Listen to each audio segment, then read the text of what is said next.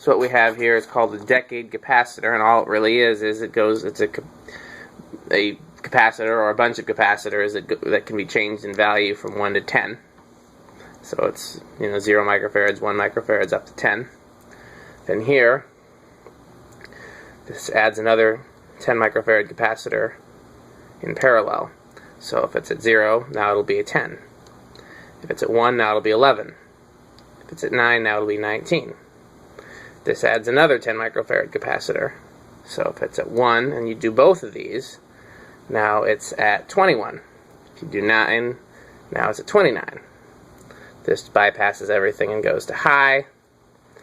Then I can switch from the capacitors to the solid state control and test it with that. And this bypasses the amp meter, so if for whatever reason I'm testing something and I don't have the amp meter, normally then you wouldn't be able to get power to it without going through the amp meter, but this bypasses that.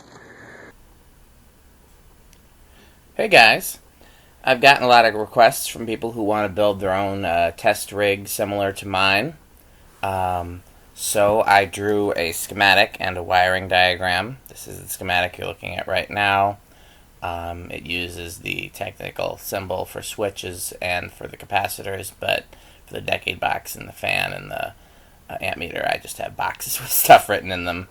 As you can see, it's actually pretty simple of a design. If you don't understand anything on this schematic, then you probably should not try to build this. You could damage your amp meter, you could damage your decade box, you could damage your solid state control, you could damage your fan, you could hurt yourself, or you could kill yourself.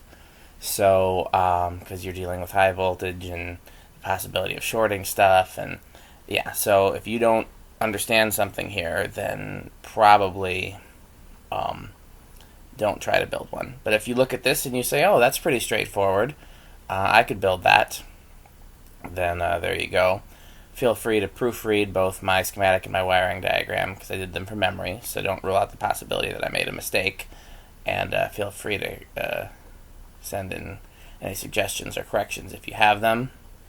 Like I said, it's pretty straightforward. Voltage goes in, then either goes through the amp meter as bypassed, either goes to the solid state control, through that to the fan, or to the various capacitors, and then through that to the fan. And then, comes back and hits neutral. It's a little more complicated when you see the wiring diagram, which is coming up in just a few seconds.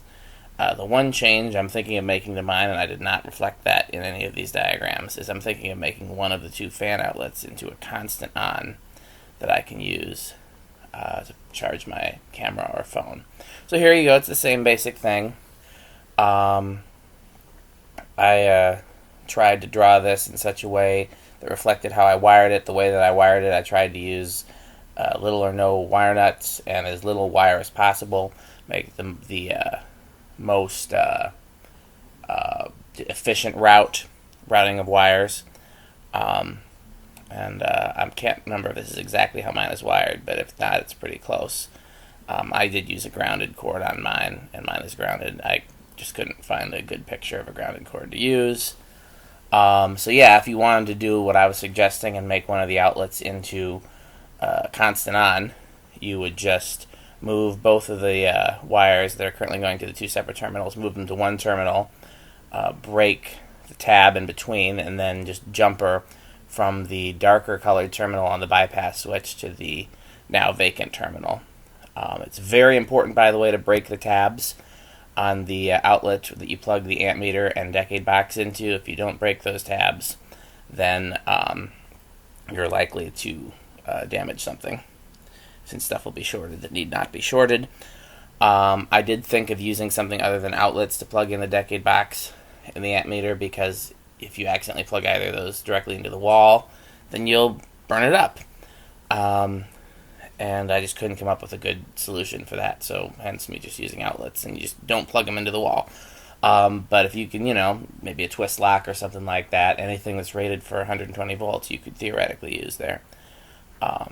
So yeah, I hope this helps somebody. If you have any questions, feel free to ask them. But again, if you don't understand this based on looking at it, then you probably shouldn't try. So have fun, and I hope I helped somebody. Thanks for watching.